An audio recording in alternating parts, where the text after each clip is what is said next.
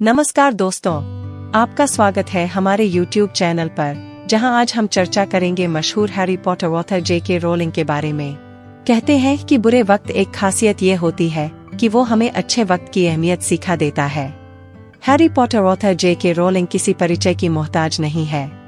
आज हर बच्चा और युवा उनके बारे में और उनकी सफलता के बारे में जानता है। लेकिन J.K. रोलिंग की जिंदगी शुरुआत में इतनी अच्छी नहीं थी जितनी हम आज देखते हैं। आज मैं J.K. रोलिंग स्ट्रगल स्टोरी या फिर यूं कहें J.K. रोलिंग सक्सेस स्टोरी के बारे में बताऊंगा, जिसके जरिए आप जानेंगे कि जिंदगी में सफल बनने के लिए J.K. रोलिंग को कितनी कठिनाइयों का सामना करना पड़ा। J.K. रोलिंग आप और हम सभी के लिए प्रेरणा का स्रोत है, क्योंकि ये एक ऐसी शख्स है जिन्होंने अपनी शुरुआती लाइफ में ही बहुत कुछ खो दिया था। संघर्ष से सफलता की कहानी आपको अपनी परेशानियों से लड़ना सिखाएगी और साथ ही ये भी सिखाएगी कि मेहनत और लगन इंसान को कामयाब जरूर बनाती है। J.K. रोलिंग एक ब्रिटिश ऑथर, फिल्म प्रोड्यूसर और स्क्रीन राइटर है। रोलिंग अपनी हैरी पॉटर नॉवल सीरीज के लिए बहुत फेमस है। J.K. रोलिंग को बचपन से ही फैंटेसी स्टोरीज पढ़ने और लिखने का बहुत शौक था। 1990 में रोलिंग को हैरी पॉटर लिखने का आइडिया उस वक्त आया जब वो ट्रेन से मैनचेस्टर टू लंदन जा रही थी। उसके बाद उन्होंने हैरी पॉटर नॉवल लिखना शुरू किया। उस वक्त J.K. रोलिंग 25 साल की थी और ये बात उन्होंने अपनी माँ को भी नहीं बताई। लेकिन किस्मत को कुछ और ही मंजूर था। हैरी पॉटर लिखने के 6 महीने बाद ही उनकी माँ की डेथ हो गई। उस वक्त तक उन्होंने हैरी पॉटर के सिर्फ 3 चैप्टर ही लिखे थे। अपनी माँ की डेथ के बाद रोलिंग एक नई शुरुआत के लिए पुर्तगाल चली गई।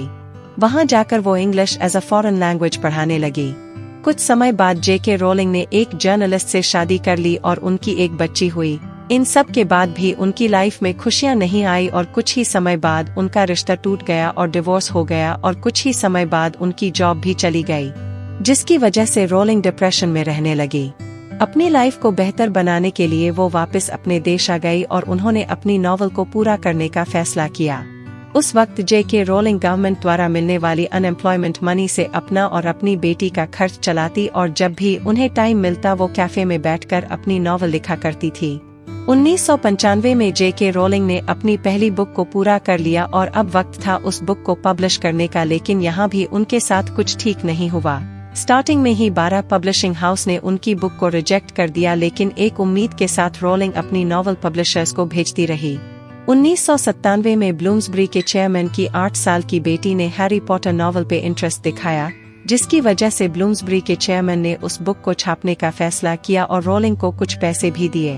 रोलिंग की पहली novel Harry Potter the philosopher's stone ने बच्चों और बड़ों सभी तरह की ऑडियंस को बहुत आकर्षित किया, जिसके बाद स्कॉटिश आर्ट काउंसिल ने उन पूरी सीरीज लिखने के लिए ग्रांट दी और इसके बाद उनकी 6 नॉवल और आई और सभी ने रिकॉर्ड तोड़ सफलता हासिल की, जिनकी वजह से रोलिंग वर्ल्ड्स बेस्ट राइटर्स में शुमार हुई और उनकी गिनती वर्ल्ड के most rich and influential people में होने लगी।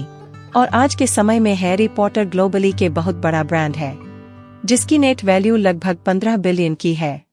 J.K. रोलिंग अब एक रिच और फेमस ऑथर बन चुकी हैं।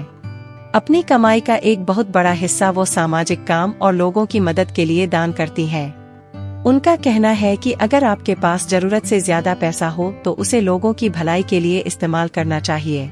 J.K. रोलिंग की स्टोरी हमें ये बात सिखाती है कि हमें अपने पैशन और सपनों को कभी भी अधूरा नहीं छोड़ना चाहिए और हमेशा उन्हें पूरा करने की कोशिश करनी चाहिए।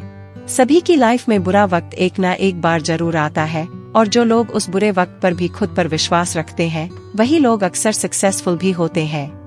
If you like the video, please like, comment